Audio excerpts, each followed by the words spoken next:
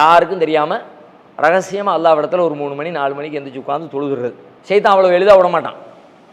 நான் தூங்குறது வைக்கிறதெல்லாம் சொல்ல வரல, நீங்கள் முழிச்சிருவீங்க, தொழுகைக்கெல்லாம் ஆயத்தமாயிருவீங்க. ஆனால் யாரு கண்ணிலையும் படாமல் எப்படி அது எது ஏன் அப்படி தொழுது முடிக்கும் போதே வீட்டுக்காரி எஞ்சிட மாட்டாளா?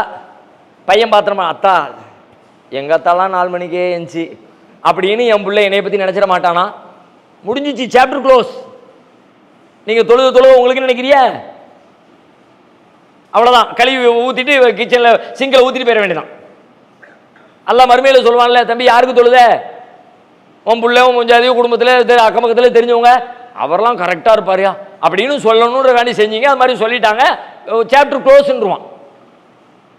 அந்த எண்ணம் வரும், அதையும் அடித்து சமாளிச்சு ஒருக்க வருதா உடனே தொழுகை விடக்கூடாது.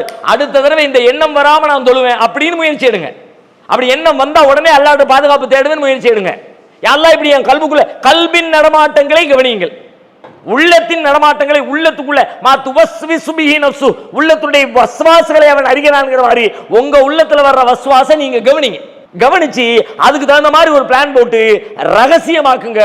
உள்ளத்தோடு நடத்துகிற போராட்டத்தில் இதை விட ஒரு பெரும் போராட்டம் எதுவுமே இருக்க முடியாது. தேவையானவருக்கு உதவி செய்றீங்க, காதுங்காது வச்ச மாதிரி வாங்குறவருக்கு கூட தெரியக்கூடாது, நம்ம தான் கொடுத்தவங்க இருக்கணும். இப்படி ஒரு முடிவு எடுங்க. செய்ய முடியுமான்னு பாருங்க. முதல்ல விடமாட்டான் செய்தான். நம்ம தான் குறைஞ்சபட்சம் அவராவது எனக்கு நன்றி செலுத்தணும். பார்த்துக்கப்பா, காசு சும்மா இல்லை, 1 லட்ச ரூபா என்ன மரத்தில் காய்க்குது, கஷ்டப்பட்டு சம்பாதிச்சது தான், வீணாக்கிறாத. ஏன்னா இவருக்கு தான் காசுடைய அருமை தெரிஞ்ச மாதிரி, இவர்கிட்ட பணத்தை வாங்குறவருக்கு அந்த அருமையே தெரியாத மாதிரி, எல்லா பேருக்கும் காசுடைய அருமை தெரியத்தான் செய்யுது. அதையெல்லாம் அந்த அந்த உள்ள இருக்கிற அந்த கர்வத்தின் அந்த அந்த ரியா என்கிற முகஸ்துதியின் வெளிப்பாடு இப்படி வார்த்தைகளில் வெளிப்படும். தனிமையில் யாரும் அறியாத வகையில் நல்லறங்களை செய்யும். முயற்சி எடுக்கலாம் இன்ஷா அல்லாஹ். தொடர்ந்து செய்யுங்க. அப்போ உங்களுக்கு வரும், அல்லாஹ் பார்க்கறாங்கிற அவன் கவனத்தை தவிர வேற யாருக்கு நான் செய்யலன்னு வருமே, அதான் வாழ்க்கை.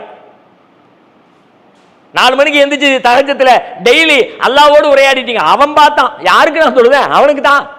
மனைவிக்கு தொழல, பிள்ளைக்கு தொழல, ஊருக்கு தொழல, எவனுக்கும் தொழல, நான் செஞ்சது முழுக்க முழுக்க என் ரப்புக்கு தான் அப்படின்னா அன்னைக்கு முழுக்க உங்களுக்கு ரிஃப்ளெக்ட் ஆகும். தொடர்ந்து இந்த பயிற்சியை கொடுத்துக்கிட்டே இருங்க.